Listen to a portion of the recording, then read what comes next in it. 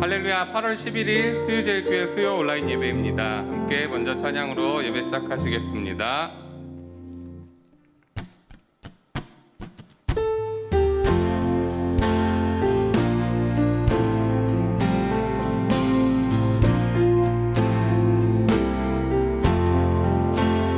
나의 생명 되신 주 주님 앞에 나아갑니다. 주의 흘린 보혈로 정케 하사 받아주소서. 한 번 더 고백합시다. 나의 생명 되신 주 주님 앞에 나아갑니다. 주의 흘린 보혈로 정케 하사 받아주소서. 날마다 주를 찬송하겠네. 주의 사랑 줄로서 나를 굳게 잡아내소서. 괴로운 세상 지낼 때 나를 인도하여 주소서. 주를 믿고 나가면 나의 길을 잃지 않겠네. 세상 살아갈 때에 주를 더욱 사랑합니다. 밝고 빛난 천국에 나의 영혼 기도하겠네. 날마다 주를 찬송하겠네.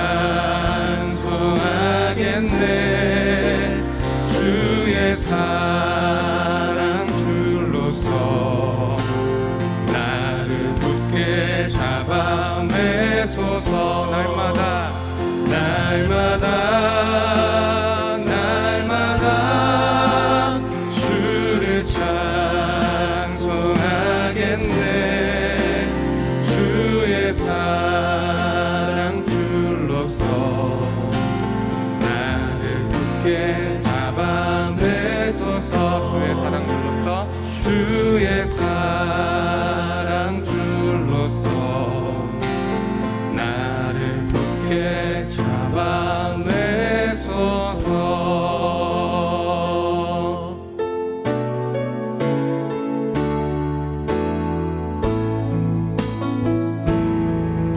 전능하신 나의 주 하나님은 능치 못하실 일 전혀 없네. 우리의 모든 간구도 우리의 모든 생각도 우리의 모든 꿈과 모든 소망도 신실하신 나의 주 하나님은 우리의 모든 괴로움 바꿀 수 있네.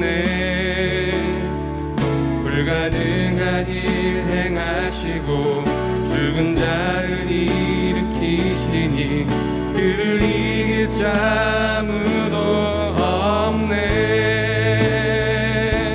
주의 말씀 의지하여 깊은 곳에 그물 던져 오늘 그가 놀라운 일을 이루시는 것 보라.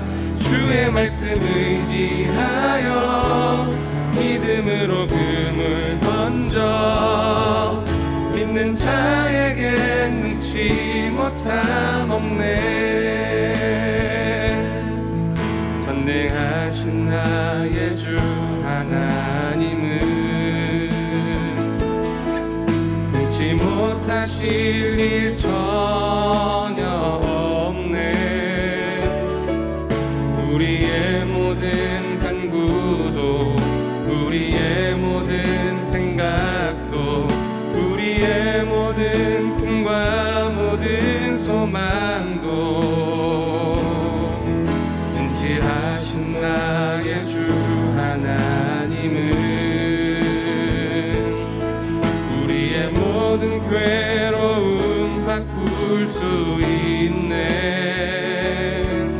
불가능한 일 행하시고 죽은 자를 일으키시니 그를 이길 자 아무도 없네.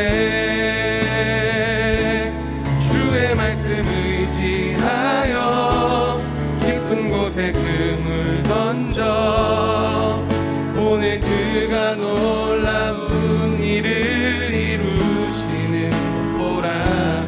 주의 말씀 의지하여 믿음으로 금을 던져 믿는 자에게 능치 못함 없네. 주의 말씀 의지하여 주의 말씀 의지하여 깊은 곳에 금을 던져 오늘 그가 놀라운 일을 이루시는 것 보라.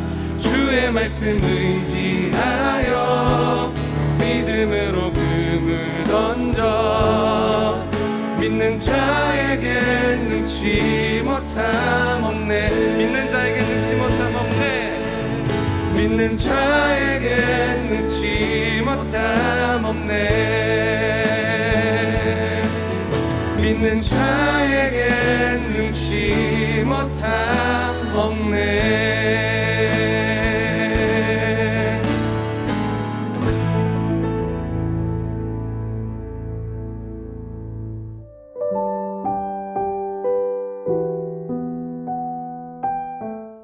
하나님은 우리의 피난처시요 힘이시니 환난 중에 만날 큰 도움이시니라. 아멘. 사랑과 은혜가 풍성하신 하나님 아버지, 죄로 말미암아 죽을 수밖에 없었던 저희를 예수 그리스도 십자가 보혈로 구원하여 주시고 자녀 삼아 주심에 감사를 드립니다. 세상을 살아가면서 감사하며 살지 못하고 하나님의 자녀임에도 세상의 욕심과 구별된 삶을 살지 못한 것을 회개하오니 주님의 보혈로 깨끗하게 씻어 주시옵소서. 사랑의 하나님, 코로나19가 장기화되면서 사람과 사람과의 관계가 멀어지고 있습니다. 하나님과의 관계도 멀어지고 있습니다. 이러한 위험 시기를 보내는 우리는 한순간도 주님의 은혜가 아니면 살 수 없고 소리질러 주님을 찾을 수밖에 없음을 고백합니다. 코로나로 인해 모든 것이 우리 뜻대로 할 수 없음에 간절히 주님 도우심을 구합니다. 하루속히 일상이 회복되어 예배당에서 예배드리는 것이 당연하고 성도와 성도의 교제가 자연스럽게 회복되길 기도드립니다. 주님께서 일상을 회복시켜 주시는 그날까지 담임 목사님의 인도하심으로 우리 수유제일교회 성도들이 한마음으로 흩어지지 않고 모자이크 예배와 썸머 바이블 클리지, 그본세, 달아요 굿나잇 등 교회에서 인도하는 모든 예배에 동참하여 도우시는 하나님을 만나 뵙길 소망합니다.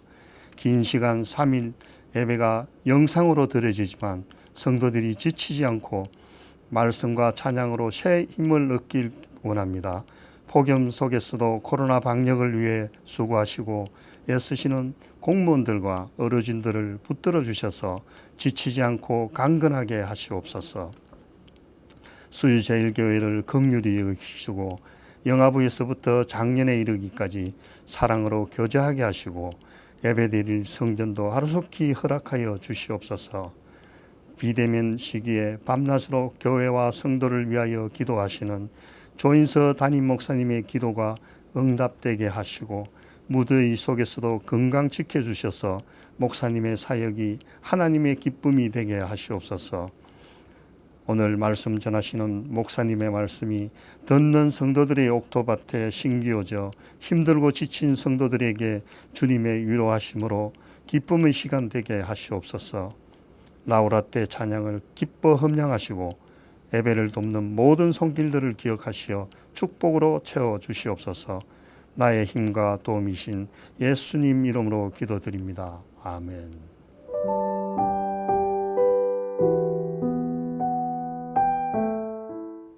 오늘 우리에게 주시는 하나님의 말씀은 사사기 17장 7절부터 13절입니다. 유다 가족에 속한 유다 베들레헴에 한 청년이 있었으니 그는 레위인으로서 거기서 거류하였더라. 그 사람이 거주할 곳을 찾고자 하여 그 성읍 유다 베들레헴을 떠나가다가 에브라임 산지로 가서 미가의 집에 이르매 미가가 그에게 묻되 너는 어디서부터 오느냐 하니 그가 이르되 나는 유다 베들레헴의 레위인으로서 거류할 곳을 찾으러 가노라 하는지라. 미가가 그에게 이르되 내가 나와 함께 거주하며 나를 위하여 아버지와 제사장이 되라.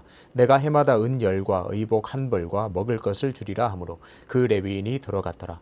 그 레위인이 그 사람과 함께 거주하기를 만족하게 생각했으니 이는 그 청년이 미가의 아들 중 하나같이 됨이라. 미가가 그 레위인을 거룩하게 구별하며 그 청년이 미가의 제사장이 되어 그 집에 있었더라. 이에 미가가 이르되 레위인이 내 제사장이 되었으니 이제 여호와께서 내게 복 주실 줄을 아노라 하니라. 아멘.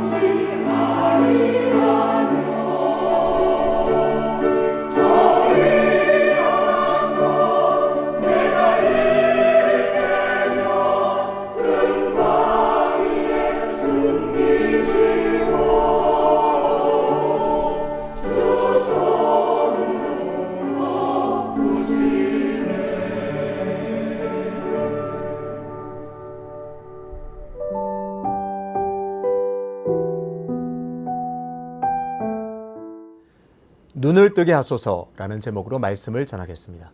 먼저 우리 옆에 있는 분들과 인사하겠습니다. 오늘은 제목을 가지고 함께 인사하겠습니다. 이렇게 인사하겠습니다. 믿음의 눈을 뜹시다. 네, 오늘 우리 모두가 말씀을 통해서 믿음의 눈을 크게 떠서 하나님의 큰 은혜와 복을 받게 되시기를 주님의 이름으로 축복합니다. 계속해서 사사기를 읽고 있습니다. 오늘은 사사기 17장입니다. 간단하게 사사기의 구조를 한번 짚어보겠습니다. 사사기는 크게 세 부분으로 나눌 수가 있습니다. 1장 1절부터 3장 6절까지는 그야말로 서론 부분입니다. 그리고 3장 7절부터 16장까지는 사사들의 이야기입니다. 온니엘에서부터 마지막 사사 삼손까지 하나님께서 사사들을 들어 이스라엘을 구원하신 이야기입니다. 또 더 구체적으로 설명하자면 사사들의 영웅적인 이야기라 할 수 있습니다. 그리고 17장부터 21장은 결론 부분입니다. 어떤 학자들은 이 부분을 부록이라 설명하기도 합니다. 어찌됐든 17장부터 21장은 사사기의 끝부분, 결론 부분이라 할 수 있습니다. 17장에서 21장에는 크게 두 가지의 이야기가 나옵니다. 미가라는 사람의 이야기와 한 레위인의 이야기입니다. 내용적으로 볼 때 17장부터 21장은 앞에 나온 이야기와는 큰 차이가 있습니다. 16장까지 그 본론에는 그야말로 영웅적인 사사들의 이야기입니다. 하나님께서 사사들을 세우셨고 사사들은 하나님께 주신 비범한 능력으로 이스라엘을 구원하게 됩니다. 그런데 17장부터는 더 이상 영웅적인 사사들은 등장하지 않습니다. 대신에 일반 백성들이 그 사사 시대에 어떻게 살았는가를 선명하게 보여줍니다. 16장까지는 사사들을 중심으로 사사 시대를 보여주었다면 17장부터는 평범한 사람들을 통해서 사사 시대가 어떠했는가를 보여줍니다. 흔히 사사 시대를 이스라엘의 암흑기라고 합니다. 하나님을 잊어버리고 제멋대로 살았던 시대입니다. 하나님의 백성이 하나님을 잊어버리면 존재 근거가 흔들리는 것이나 마찬가지죠. 그런데도 사사시대의 사람들은 하나님을 잊어버리고 하나님을 찾지 않았습니다. 그들의 눈이 어두워져서 하나님을 보지 못했습니다. 요즘 많은 새로운 찬양곡들이 참 많습니다. 그런데 그런 음악들을, 그런 찬양곡들을 듣다 보면 참 완성도가 높다 그런 생각이 들죠. 곡 자체도 좋고 가사도 굉장히 신학적입니다. 참 의미가 담겨 있고 굉장히 세련되고 좋습니다. 그런데 왠지 요즘 새롭게 알게 된 찬양들보다 저는 청년 시절에 듣던 그 찬양들이 참 기억에 남고 정말 좋다 그렇게 느낄 때가 많습니다. 생각해보면 그렇게 좋은 기억으로 남는 찬양들은 대부분 성경을 바탕으로 성경의 이야기를 가지고 만든 곡들입니다. 그 중에서 제 기억에 아주 근사하고 좋은 곡, 좋은 기억으로 남는 그 찬양들을 하나 소개할까 합니다. 제목이 참소경입니다. 요즘은 참소경, 소경이라는 단어를 쓰지 않지만 예전 노래이기 때문에 예전 가사 그대로 소개해드리겠습니다. 앞부분 가사가 이렇습니다. 참소경이 누구인가? 세상을 못 보는 사람인가? 참소경이 누구인가? 세상을 못 보는 사람인가? 아니라 주님을 못 보는 사람 아닌가? 당신은 소경이 아닌가? 마지막 가사도 참 좋습니다. 참 죄인이 누구인가? 자기 죄 슬퍼하는 사람인가? 아니라 자기 죄 모르는 사람 아닌가? 당신은 죄인이 아닌가? 어쩌면 사사시대 이스라엘 사람들은 모두가 맹인이었을지도 모르겠습니다. 눈이 가려지고 눈이 어두워져서 진정한 하나님을 보지 못하고 하나님을 다 발견하지도 못하고 하나님을 무시한 채 그렇게 어두운 채로 살아갔습니다. 이스라엘 백성들이 눈이 어두워 보지 못한 것들을 오늘 우리는 믿음의 눈을 떠서 다시 보아야 합니다. 오늘은 사사기 17장을 통해서 당시 평범한 사람들의 삶을 거울로 삼아서 오늘 내가 드릴 기도의 제목을 찾아볼까 합니다. 그 기도 제목이 오늘 설교의 제목입니다. 눈을 뜨게 하소서. 하나님, 이스라엘 백성들이 사사시대는 이렇게 살았는데 나는 오늘 그것을 거울로 삼아 이런 기도를 올려드립니다. 내 기도를 들어주시옵소서. 그런 기도 올려드리면서 오늘 내가 올바른 신앙, 하나님께서 기뻐하는 신앙을 회복할 수 있도록 그렇게 힘써야 하겠습니다. 오늘을 살아가는 성도가 드려야 할 기도의 제목 3가지를 함께 찾아보는 느낌으로 찾아본다는 생각으로 함께 말씀을 보겠습니다. 사사기 17장부터는 보통 사람들의 이야기라고 했습니다. 에브라임 산지에 미가라 이름하는 사람이 있었습니다. 미가의 집에서 일어났던 그 사건을 다루고 있습니다. 1절에서 미가가 살았던 지역과 이름을 소개한 후에 2절에서 바로 미가가 자기 어머니에게 한 말을 소개합니다. 2절을 읽겠습니다. 그의 어머니에게 이르되 어머니께서 은 1,100을 잃어버리셨으므로 저주하시고 내 귀에도 말씀하셨더니 보소서 그 은이 내게 있나이다. 내가 그것을 가져갔나이다 하니 그의 어머니가 이르되 내 아들이 여호와께 복받기를 원하노라 하니라. 미가의 집에 사건이 하나 발생했습니다. 미가의 어머니가 은 1,100개를 잃어버렸습니다. 누가 훔쳐간 모양입니다. 그래서 화가 난 어머니는 자신의 돈을 훔쳐간 사람에게 저주를 퍼부었습니다. 내 돈을 훔쳐간 사람에게 저주가 임할지어다. 성경에는 그렇게 단순하고 담백하게 나와 있지만 아마 그 실제를 상상해 보면 입에 담지 못할 정도의 엄청난 저주를 퍼부었을 것입니다. 이 저주를 아들도 들었습니다. 미가가 어머니에게 찾아와서 말합니다. 그 은이 내게 있습니다. 내가 그것을 가져갔습니다. 참 웃지 못할 일입니다. 어머니가 돈을 잃어버렸는데 누가 돈을 가져갔죠? 누가 돈을 훔쳐갔습니까? 아들이 훔쳐갔습니다. 어머니는 돈을 잃어버리고 훔쳐간 사람에게 저주를 퍼부었습니다. 온갖 저주를 다 퍼부었습니다. 그 저주를 듣던 아들이 자수를 합니다. 어머니, 사실은 제가 훔쳐갔습니다. 그리고 그 돈을 돌려줍니다. 이 대목에서 오늘 등장하는 미가가 어떤 사람인지를 엿볼 수 있습니다. 미가는 무슨 수를 써서라도 복을 받기 원하는 사람이었습니다. 좀 더 구체적으로 표현하자면 수단과 방법을 가리지 않고 부자가 되고 싶은 사람이었습니다. 내가 어떤 일을 저지르고 어떤 수단과 방법을 가리지 않고 나는 부자가 되고 싶어, 나는 많은 부를 쌓고 싶어, 거기에 매몰된 사람이었습니다. 보십시오. 미가는 돈을 훔쳐갔습니다. 그것도 자신의 어머니의 돈을 훔쳤습니다. 이웃의 돈도 아니고 자신의 어머니의 돈을 훔쳤습니다.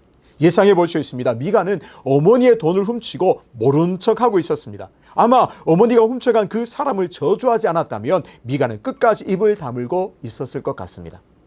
2절에 재미있는 표현이 있습니다. 내 귀에도 말씀하셨더니. 어머니도 아들을 의심했던 것 같습니다. 누군지도 모르겠지만 돈을 훔쳐간 사람에게 저주하고 그 사람에게 화를 내야 하는 게 마땅합니다. 그런데 어머니는 자신의 아들 귀에도 저주를 퍼부었습니다. 야, 혹시 네가 이 재물을, 내 돈을 가져간 것 아니야? 의심을 품은 채로 그렇게 저주를 퍼부었을 수도 있습니다. 2절에 보면 볼수록 이상한 구석이 있습니다. 미가의 어머니는 돈을 잃어버리자 저주를 퍼부었습니다. 그런데 아들이 실토하자 곧바로 입장을 바꿉니다. 내 아들이 복받기를 원합니다. 아니, 금방 그 돈을 가져간 그 사람에게 저주를 퍼부었는데 아들이 자수하자 곧바로 입장을 바꾸어서 내 아들이 복받기를 원합니다. 이렇게 말합니다.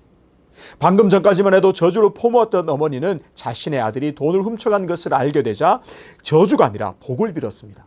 왜 돈을 훔쳐갔는지 다시는 그런 일이 없게 하라, 이렇게 엄히 말하는 부분도 없습니다. 곧바로 입장을 완전히 바꾸어서 복받기를 원한다, 그렇게 말합니다. 자신의 아들이 훔쳐간 것을 모르고 저주했던 어머니는 아들에게 저주가 미치는 것을 원치 않았습니다.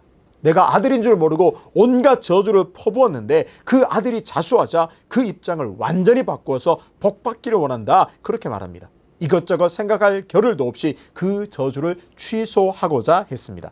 당시의 사람들은 저주의 맹세를 철회하려면 축복의 말을 해야 한다고 생각했습니다. 저주했는데 그 저주를 내가 단순히 취소한다가 아니라 그 저주를 취소하고 싶다면 도리어 바꾸어서 엄청난 축복을 해야 한다, 그렇게 생각했습니다. 그리고 당시의 사람들은 그런 문화 속에서 살았습니다. 그래서 아들의 말을 듣자마자, 자수의 말을 듣자마자 축복의 말을 하고 있습니다. 17장 앞부분을 보고 있는데요. 이 짧은 1절, 2절, 이 짧은 2절만 보더라도 당시의 사람들의 상태가 어땠는지를 짐작할 수 있습니다. 도덕적 관념도 없고 옳고 그름의 기준도 없어 보입니다. 오직 한 가지, 무슨 수를 써서라도 복만 받으면 된다고 생각하며 살았습니다. 당연히 그들이 원하는 것은 물질적 복입니다. 미가는 오직 물질을 탐했습니다. 어머니의 재산도 서슴없이 손을 댔습니다. 그리고 어머니의 저주가 자신에게 임할까 두려워서 돈을 다시 돌려주었습니다.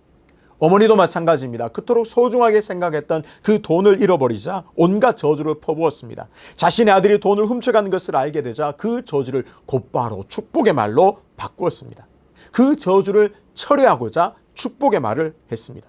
아들과 이 어머니의 공통점이 있습니다.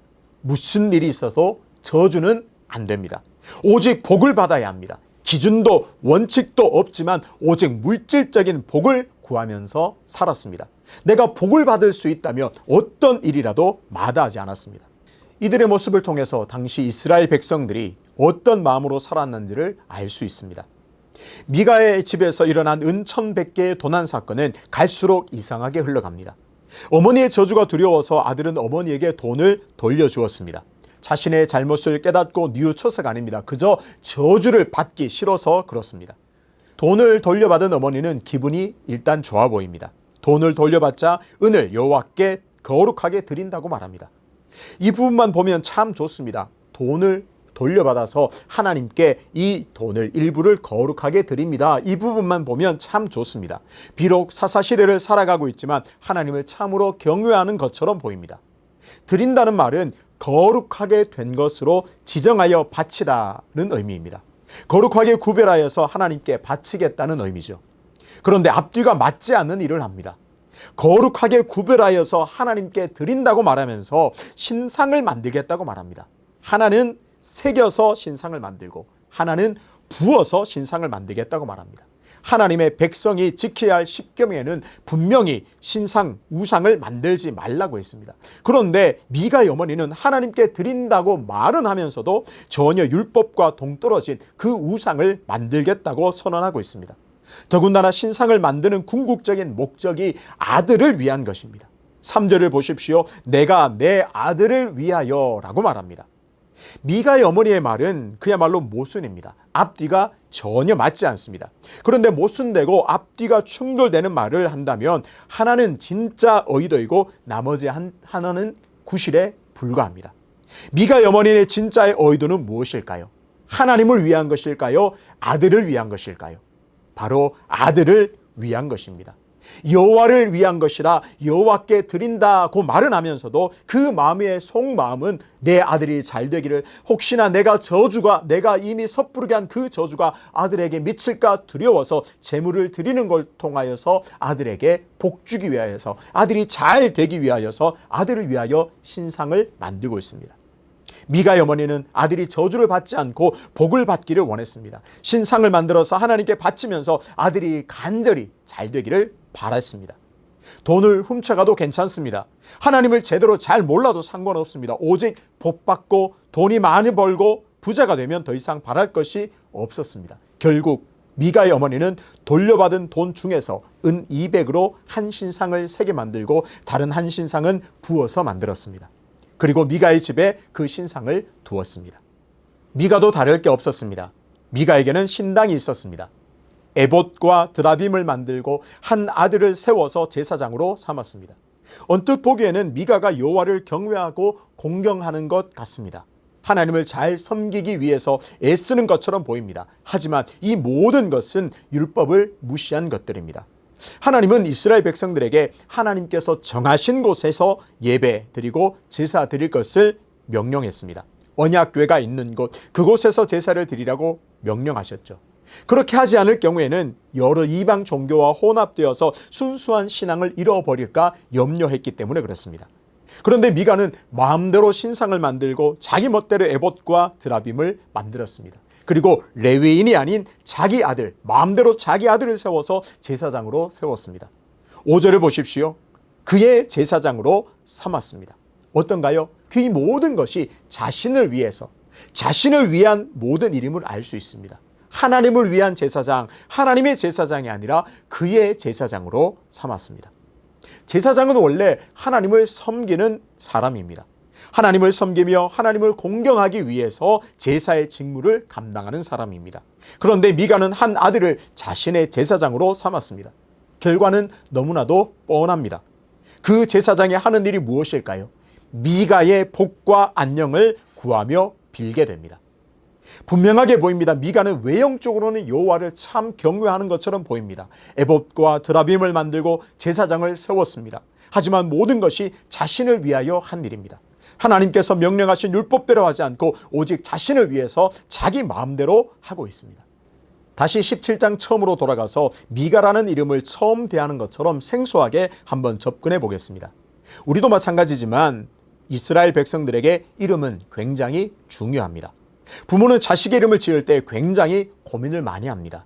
오죽했으면 돈을 주고서라도 좋은 이름을 지으려고 합니다. 그렇다면 미가는 도대체 무슨 뜻일까요? 우리가 함께 읽은 성경에는 그저 미가라고 되어 있지만 원문에는 미카예후라고 되어 있습니다.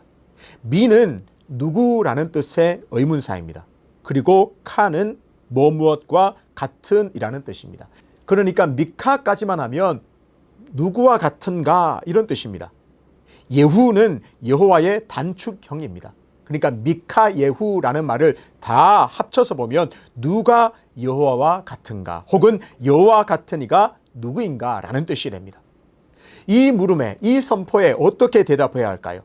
여호와와 같은 이는 없습니다 라고 대답하는 것이 마땅합니다.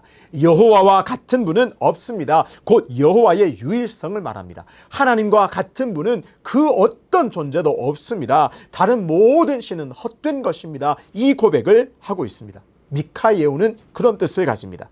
하나님 한 분만이 진정한 신임을 고백하는 대단한 고백이라고 할 수 있습니다.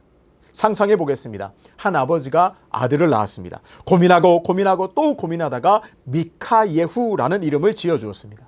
오직 유일한 여호와를 기억하면서 살아라. 다른 신은 없다. 오직 하나님만 경외하면서 살아라. 그런 마음으로 지어주었습니다.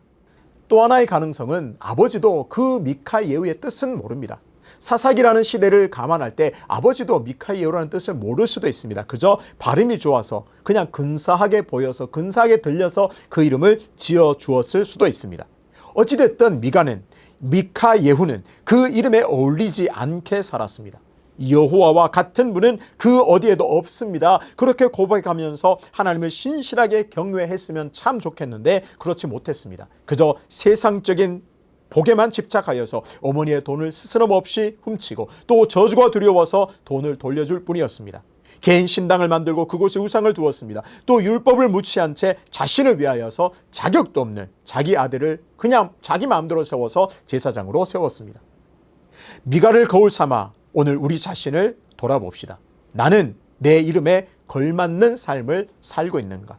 우리는 각자의 이름이 있습니다. 주민등록증에, 여권에, 카드에 이름이 적혀 있습니다. 참으로 다양한 이름을 가지고 있죠. 하지만 구원받은 사람은 놀라운 이름을 선물로 받았습니다. 성도라는 이름을 받았습니다. 그리스도인이라는 이름을 받게 되었습니다. 오늘 내가 드릴 첫 번째 기도 제목입니다. 내 이름이 무엇인지 보게 하소서. 하나님, 내 이름의 의미, 내 이름이 무엇인지를 보게 하여 주시옵소서. 거룩한 성도, 거룩한 무리라는 뜻이 바로 성도입니다. 그 이름에 어울리게 살고 있는지 겸손하게 자신을 돌아보아야 합니다. 나를 통해서 하나님께서 영광 받으시는지, 하나님께서 나를 통해서 그 이름이 높아지는지, 그런 삶을 내가 살고 있는지를 정직하게 돌아보아야 할 줄로 믿습니다. 또한 그리스도와 같다는 평가를 받으며 그리스도인이라는 이름을 얻게 되었습니다. 우리의 믿음의 선배들이 그리스도인이라는 이름을 받았습니다. 그렇게 인정을 받았습니다. 내 삶이 참으로 그리스도와 같은지, 그리스도를 치열하게 닮으려고 몸부림치는지 정직하게 점검해야 합니다. 하나님을 잊어버린, 하나님을 놓아버린 사사시대의 미가처럼 오늘 내가 하나님을 잊어버린 것은 아닌지 두렵고 떨림으로 서야 할 줄로 믿습니다. 이름의 의미를 잊고 살면 존재의 의미를 잃어버리게 됩니다. 성도의 존재는 하나님을 닮아갈 때 분명해집니다. 하나님, 성도라는 놀라운 이름을 내게 주셨으니, 나를 그런 놀라운 존재로 삼아 주셨으니 내가 내 이름에 그 걸맞는 삶을 살게 하여 주시옵소서. 내 이름의 뜻이 무엇인지 깨닫게 하시고 그것을 눈을 떠서 의미를 보게 하여 주셔서 하나님의 뜻대로 하나님의 그 성도에 합당한 삶을 살게 하여 주시옵소서. 그렇게 기도해야 하겠습니다. 사사기 기자는 평범한 사람들의 삶을 보여주면서 왜 이들이 그렇게 살았는지를 설명합니다. 사사기에 반복되는 표현입니다. 6절을 함께 읽겠습니다. 그때에는 이스라엘의 왕이 없었으므로 사람마다 자기 소견에 오른 대로 행하였더라. 미가가 율법을 무시하고 자신을 위해서만 산 것도 미가의 어머니가 기준도 없이 그저 원칙도 없이 산 이유가 다 왕이 없어서 사람들이 자기 소견에 오른 대로 살았기 때문이라 그렇게 설명합니다. 이런 비슷한 표현이 사사기에는 총 4번 나옵니다. 첫 번째가 방금 읽은 17장 6절입니다. 간단하게 다른 3곳을 살펴보겠습니다. 18장 1절 그때에 이스라엘의 왕이 없었고, 19장 1절 이스라엘의 왕이 없을 그때에, 21장 25절 그때에 이스라엘의 왕이 없으므로. 그런데 공교롭게도 이스라엘의 왕이 없다, 자기 소견에 오른 대로 행했다는 이 표현은 사사기의 마지막 부분인 17장부터 21장에 몰려 있습니다. 사사들의 이야기가 나오는 본론에는 나오지 않고 끝부분에만 4번 다 나옵니다. 그만큼 사사시대의 평범한 사람들은 자기 생각에 옳다고 생각하는 대로 살았음을 보여줍니다. 또 그 이유를 왕이 없었기 때문이라 밝히고 있습니다. 이런 반복적인 표현들은 마지막 부분에 드러나는 이런 반복적인 표현들은 결국 사사시대는 실패했고 왕을 세워 그 왕이 이스라엘을 통치해야 한다는 주장을 뒷받침하는 것으로 보입니다.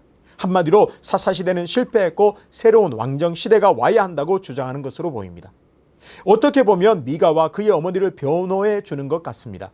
맞아, 왕이 없었으니 자기가 옳다고 생각하는 대로 살았을 거야. 그 사람들 별 수 없어서 왕이 없었기 때문이야. 그렇게 변호해 주는 것으로 보입니다. 그런데 과연 그럴까요? 그것이 맞을까요? 사무엘이 왕을 요구하는 백성들에게 이런 말을 합니다. 사무엘상 12장 12절입니다. 너희가 암몬 자손과 왕 나하스가 너희를 치러 옴을 보고 너희의 하나님 여호와께서는 너희의 왕이 되심에도 불구하고 너희가 내게 이르기를 아니라 우리를 다스릴 왕이 있어야 하겠다 하였도다. 사무엘은 분명히 말합니다. 너희의 하나님 여호와께서는 너희의 왕이 되심에도 불구하고. 사무엘은 분명히 알고 있었습니다. 사무엘은 분명히 보고 있었습니다. 하나님이 이스라엘의 진정한 왕이라는 사실을 말입니다. 그런데 이스라엘은 아닙니다. 우리를 다스릴 왕이 있어야 합니다. 그렇게 주장했습니다. 사무엘은 그런 이스라엘을 책망합니다. 어떤가요? 사사시대에도 여전히 하나님이 이스라엘의 왕이셨습니다. 하나님께서 이스라엘을 통치하셨습니다. 하지만 이스라엘은 하나님을 왕으로 인정하지 않았습니다. 하나님을 잊어버렸고 하나님을 무시했습니다. 진정한 왕을 무시했습니다. 하지만 이런 사사시대에도 하나님을 진정한 왕으로 모시며 산 사람이 있었습니다. 바로 보아스입니다. 룻기의 시대적 배경은 사사시대입니다. 사사들이 치리할 때에 보아스도 살았습니다. 하지만 사사기와 달리 사사기 1장 1절이 없었다면 사사시대임을 알 수 없을 정도로 보아스는 하나님을 경외했습니다. 늘 하나님을 의식하면서 살았습니다. 율법을 기억했고 그 율법을 성실하게 준행하면서 성실하게 지키려고 애를 썼습니다. 실제로 그 율법을 정직하게 행하며 살았습니다. 보아스가 추수할 때에는 곡식 빼는 자들에게 이렇게 말합니다. 여호와께서 너희와 함께 하시기를 원하노라. 그렇게 하면 곡식 빼는 자들은 화답합니다. 여호와께서 당신에게 복 주시기를 원하나이다. 얼마나 아름다운 광경인지 모르겠습니다. 하나님을 경외하는 그의 삶을 잘 나타내 보여줍니다. 그는 이삭을 줍기 위해 자신의 밭에 온 룻을 잘 보살피고 보호해 주었습니다. 객과 과와 과부를 잘 돌보아 주어라. 그 율법을 기억하고 삶 속에서 그것을 성실하게 이행했습니다. 하인들을 시켜서 추수한 곡식들을 일부러 흘려보내서 많이 주워갈 수 있게 하였습니다. 그는 또 룻으로부터 자신이 기업 물을 자가 된다는 것을 들었을 때 또 다른 기업 물을 그 자가 있다는 것을 알고 찾아가서 성실하게 율법대로 그 모든 것들을 진행했습니다. 자신보다 가까운 기업 물을 자가 있음을 알고 그가 기업 물으지 않겠다고 하자 신발을 가져와 증거를 삼았습니다. 이 모든 것들은 철저하게 율법에 그대로 기록된 대로 율법을 따라 행했습니다. 보아스가 한 이 모든 일은 하나님께서 이스라엘에게 명한 율법입니다. 그는 그 율법을 잘 알고 있었고 그 율법대로 잘 이행했습니다. 결국 그는 룻과 결혼하여 다윗의 증조부가 되는 놀라운 영광을 얻게 됩니다. 놀라운 일이죠. 사사시대의 대부분의 이스라엘 백성들이 하나님을 떠나 하나님과 상관없는 삶을 살았지만 보아스는 하나님을 경외했습니다. 율법이 그의 삶을 이끌어갔습니다. 대다수 사람들이 자신의 소견에 옳은 대로 행했지만 보아스는 하나님께서 주신 율법대로 살았습니다. 말씀대로 살았습니다. 하나님을 경외하였습니다. 그렇습니다. 사사들 그리고 사사시대 평범한 사람들은 실패했지만 하나님이 실패한 것이 아닙니다. 보아스처럼 시대와 상관없이 하나님을 경외하며 하나님을 왕으로 모신 사람은 분명하게 있었습니다. 오늘 내가 드릴 두 번째 기도 제목입니다. 하나님이 진정한 왕이심을 보게 하옵소서. 지금도 하나님은 나의 왕이 되십니다. 하나님의 뜻대로 하나님께서 기뻐하시는 삶을 살아야 합니다. 하나님의 통치를 기뻐하는 백성으로 기쁘게 살아가야 합니다. 바쁘고 분주하고 복잡한 삶을 살수록 우리의 눈을 열어서 하나님께서 왕 되심을 보게 될 때 그 하나님께서 다스리심을 기뻐하고 하나님의 인도하심을 기꺼이 받아 하나님의 복과 은혜를 누리게 될 줄 믿습니다. 하나님, 내 눈을 뜨게 하셔서 하나님이 나의 왕되심을 보게 하여 주시옵소서. 이 기도 드릴 때에 하나님께서 내 왕으로 다시 좌정하셔서 하나님께서 나를 다스리게 되실 줄로 믿습니다. 7절부터는 새로운 이야기가 시작됩니다. 유다 가족에 속한 베들레헴에 있던 한 레위인 사람이 미가의 집을 지나가게 됩니다. 미가는 낯선 나그네에게 어디서 왔냐고 묻습니다. 그는 자신이 레위인이며 베들레헴에 있다가 거류할 곳을 찾는다고 대답합니다. 미가는 그에게 곧바로 자신의 집에 머물면서 제사장이 되어달라고 제안합니다. 10절입니다. 미가가 그에게 이르되 내가 나와 함께 거주하며 나를 위하여 아버지와 제사장이 되라. 내가 해마다 은열과 을복 한 벌과 먹을 것을 주리라 하므로 그 레위인이 들어갔더라. 베들레헴을 떠나온 레위인은 미가가 제시한 연봉에 곧바로 사인을 하게 됩니다. 은 10개와 옷 한 벌 그리고 먹을 것, 그것이 연봉입니다. 생각해 보시죠. 레위인의 불행은 어디서 시작되었을까요? 레위인은 참 불행했습니다. 왜요? 먹을 것도 없고 머무를 것도 없이 떠돌아다니는 신세가 되었습니다. 왜 레위인은 이렇게 불행한 삶을 살게 되었을까요? 레위인은 정해진 기업이 없습니다. 땅도 기업으로 받지 못합니다. 이스라엘 각 지파별로 흩어져서 지냈습니다. 그들은 이스라엘 백성들이 드리는 11조로 살았습니다. 그리고 그들이 제사를 드리면 그 제물에 제사장의 몫으로 생계를 유지했습니다. 어떤 구조인가요? 이스라엘 백성들이 11조를 잘 드리고 제사를 잘 드려야 레위인들은 어려움 없이 지낼 수 있게 되었습니다. 먹고 살 걱정 없이 하나님을 섬기는 데만 전념할 수가 있었습니다. 그러니까 하나님을 경외하고 하나님께 제사를 올바르게 드리고 11절을 율법대로 잘 드릴 때 레위인은 다른 생각하지 않고 다른 염려하지 않고 하나님만 섬기는 데 집중할 수가 있었습니다. 베들레헴은 떡집이라는 뜻입니다. 의미로만 보자면 떡이 많은 곳에서 떡을 얻지 못하고 떠돌이 신세가 되었습니다. 베들레헴 사람들이 11조를 드리지 않고 제사를 드리지 않아 레위인이 살 길이 막혔습니다. 제대로 먹고 살 곳이 없습니다. 무슨 의미인가요? 당시의 사람들이 하나님을 경외하지 않았습니다. 하나님을 잊어버렸습니다. 율법도 당연히 그들에게 의미가 없었습니다. 미가를 통해서 보았듯이 그저 자신의 안녕과 평안을 위해서만 살았습니다. 레위인에게 이런 풍토는 치명타였습니다. 맞습니다. 떠돌아다니는 베들레헴에서 온 이 레위인을 통해서 당시의 사람들이 얼마나 하나님을 무시하고 얼마나 제멋대로 살았는지를 짐작할 수 있습니다. 어떤 면에서는 참 미가는 일관성이 있는 사람입니다. 레위인을 자신의 집에서 섬길 제사장으로 세울 때 한 말을 보십시오. 자신을 위하여 아버지와 제사장이 되라고 말합니다. 미가는 온통 자신이 잘 되는 데만 관심이 있습니다. 일관성이 있습니다. 자신이 부자가 되고 자신이 복받는 일이라면 어떤 일도 마다하지 않을 사람입니다. 미가는 떠돌이 베들레헴 출신 레위인을 자신의 제사장으로 삼았습니다. 그리고 기대했습니다. 13절입니다. 이에 미가가 이르되 레위인이 내 제사장이 되었으니 이제 여호와께서 내게 복 주실 줄을 아노라 하니라. 하나님을 경외하지도 않고 하나님의 명령대로 살지도 않으면서 미가는 기대감에 부풀어 올라 있습니다. 레위인이 제사장이 되었으니 하나님께서 복을 주시겠다고 생각합니다. 사실 미가에게는 이미 제사장이 하나 있었습니다. 5절에 자기 아들 중에서 한 사람을 그의 제사장으로 이미 세웠습니다. 그런데 레위인 제사장을 세웠으니 이제 하나님께서 복을 더 주시리라 기대합니다. 이것을 어떻게 표현해야 할까요? 아주 부분적인 순종이라고 해야 할까요? 자기에게 유리한 대로 율법을 일부분 기억했습니다. 율법을 아주 극히 일부분 준행했습니다. 레위 족속이 제사장이 될 수 있다는 것만 빼면 미가가 율법대로 한 것은 없습니다. 모두가 자기 멋대로 오직 자기의 목적을 위해서 움직였습니다. 그래 놓고는 율법대로 레위인을 제사장으로 삼았으니 여호와께서 복을 주실 것을 기대하고 있습니다. 이런 거죠. 정말 평소에는 아무것도 하지 않고 율법대로 하나도 준행하는 것 없이 율법 아주 작은 부분 하나 해놓고 이렇게 말하는 거죠. 하나님, 내가 말씀대로 율법대로 행했으니 내게 복을 주십시오 기대하는 어리석은 모습이라고 할 수 있습니다. 모세를 떠올려 보시죠. 모세는 철저하게 하나님의 명령대로 순종했습니다. 여호와께서 보이신 양식대로 모든 성물을 만들었습니다. 하나님께서 명령하신 대로 항상 움직였습니다. 모세는 한 가지만 의식했습니다. 하나님께서 무엇이라 명령하는가, 율법에 어떻게 되어 있는가, 그것 기준으로 삼고 그것 늘 의식하면서 살았습니다. 하지만 미가는 전혀 그렇게 살지 않았습니다. 내가 드릴 세 번째 기도 제목입니다. 하나님께서 원하시는 삶을 살 때 복주심을 보게 하옵소서. 하나님의 뜻대로 하나님의 말씀으로 살 때 복주심을 보게 하여 주시옵소서.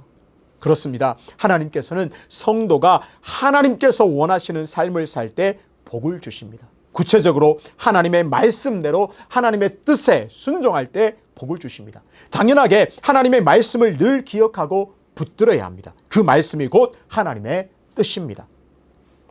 오늘 사사기 17장을 통해서 사사시대의 평범한 사람들의 삶을 보았습니다. 그들은 하나님을 잊어버렸고 하나님을 무시한 채 살았습니다. 오늘 그들을 거울 삼아 우리가 겸손하게 기도해야겠습니다. 내 이름이 무엇인지 보게 하소서. 하나님이 진정한 왕이심을 보게 하여 주시옵소서. 하나님께서 원하시는 삶을 살 때 복주심을 보게 하여 주시옵소서. 오늘의 이야기는 하나님이 없을 때 인생이 얼마나 비참해질 수 있는가를 보여줍니다. 반대로 하나님을 왕으로 인정하고 모실 때 하나님께서 얼마나 큰 복을 주시는지를 선명하게 보여줍니다. 오늘 내가 드릴 이 세 가지의 기도 하나하나 붙들고 간절히 기도할 때 하나님께서 우리에게 복 주심을 받아 누리게 되시기를 주님의 이름으로 축복합니다. 오늘 이 세 가지의 기도를 겸손하게 드림으로 하나님께서 주시는 놀라운 은혜와 복을 누리게 되시기를 주님의 이름으로 축복합니다. 아버지 하나님, 사람들이 이 시대가 정말 사사시대와 다를 바 없다 많이들 말합니다. 옳고 그름을 떠나서 자신이 옳다고 주장하는 것이 진리인 것이 되어버린 세상입니다. 그런 삶을, 그런 시대를 살아가면 살수록 우리가 하나님께서 왕되심을 기억하게 하시고 하나님께서 정말 하나님의 뜻대로 살 때에 복 주시는 것을 깨닫게 하여 주시고 하나님, 내 이름이 무엇인지를 늘 기억하여서 하나님께서 내게 부여해 주신 그 거룩한 존재로 살아가는 복된 성도 되게 하여 주시옵소서. 하나님, 이스라엘 백성들, 사사시대 이스라엘 백성들은 눈이 멀었습니다. 눈이 어두웠습니다. 하나님, 간절하게 기도하오니 우리의 눈을 뜨게 하여 주셔서 하나님이 왕되심을 보게 하시고 내가 거룩한 성도가 되었음을 깨닫게 해주시고 하나님께서 원하시는 삶을 살 때 진정한 복을 주시는 분임을 진정으로 보게 하여 주셔서 하나님 손 안에 살아갈 때, 하나님 뜻 안에 살아갈 때 풍성한 복과 은혜를 누리게 하여 주시옵소서. 이제는 우리 주 예수 그리스도의 은혜와 하나님의 놀라우신 사랑과 성령의 교통하심이 하나님을 진정한 왕으로 모시고 살 때에 하나님께서 주시는 은혜와 복을 누리기를 원하는 수유제의 교회 모든 성도 머리 위에 그 삶의 터전 위에 지금부터 영원토록 함께 하시기를 간절히 축원하옵나이다. 아멘.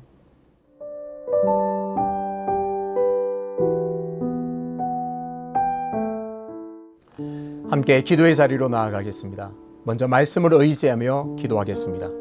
하나님을 진정한 왕으로 모시며 사는 참 성도가 되게 하옵소서. 성도라는 이름에 합당한 삶을 통하여 하나님의 영광을 드러내는 삶이 되게 하옵소서. 교회와 이웃을 위하여서 기도하겠습니다.